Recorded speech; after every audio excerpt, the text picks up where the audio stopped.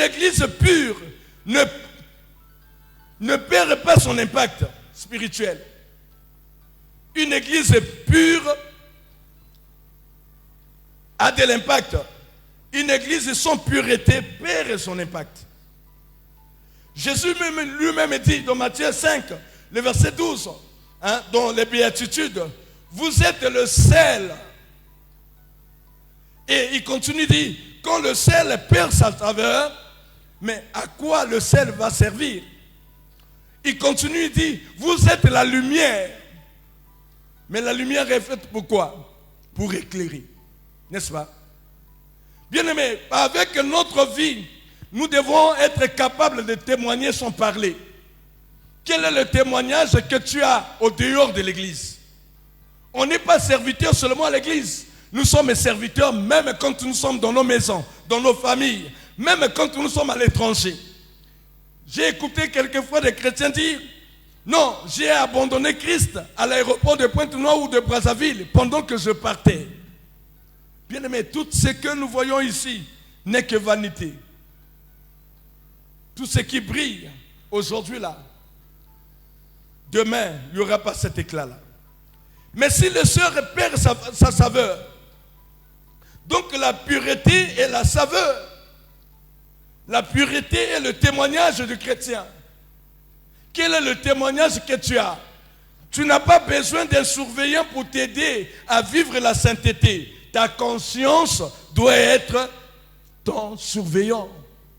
Quand tu veux faire quelque chose, la parole de Dieu revient dans ton cœur. Le Saint-Esprit te rappelle. Il faut que tu t'arrêtes. Pourquoi? Parce que Dieu ne prend pas plaisir. Les premiers chrétiens étaient tellement différents du monde d'aujourd'hui. Ils influençaient. Mais qu'est-ce qui se passe? Aujourd'hui, c'est le monde qui influence l'Église. Or, hier, c'était l'Église qui influençait le monde. Là où l'Église de Jérusalem était, quand vous continuez à lire, ils sont partis de 3000 à 5000 à cause du témoignage de ceux-là qui fréquentaient l'Église. Mais aujourd'hui, nous sommes devenus comme des freins pour ceux-là qui viennent à l'Église. C'est-à-dire qu'on dit, si vraiment c'est lui qui va prêcher, je ne peux pas venir à l'église. Si c'est vraiment lui le pasteur, je vais manquer le ciel. Si c'est vraiment un enfant de Dieu, serviteur de Dieu, servant de Dieu, on doit veiller sur notre témoignage, ne pas être un obstacle pour des personnes qui viennent à l'église. Alléluia.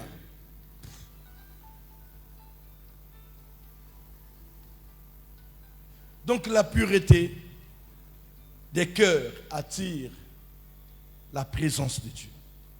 Quatrièmement, pourquoi nous avons besoin de la pureté? Parce que la pureté prépare l'église à l'enlèvement. Je pense que s'il y a un message qu'on ne doit pas apporter les grands ici, c'est le message de la sanctification. C'est le message de la sainteté. Le péché, on doit le tourner dans tous les sens.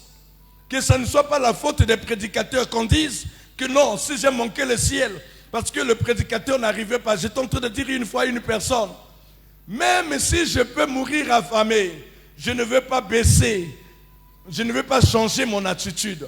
Je ne dois pas changer. Pourquoi? Parce que je ne dois pas être de ceux-là qui montrent le chemin aux autres et ne pas rentrer.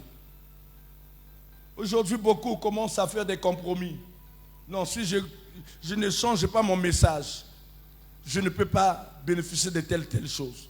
Ou j'écoutais le témoignage d'un pasteur qui n'arrivait pas à recadrer une femme parce que c'est une femme qui soutient son ministère. Et cette femme est la deuxième femme d'un homme quelconque. Bien, mais nous devons faire très attention. Nous devons savoir que notre but de l'Église, c'est de nous aider à nous débarrasser de toute impureté, toute souillure, afin que quand celui qui est parti, comme Jean le dit, je suis allé vous préparer des places, quand il va revenir, que nous soyons aussi avec lui. L'Église n'est pas appelée à rester sur terre.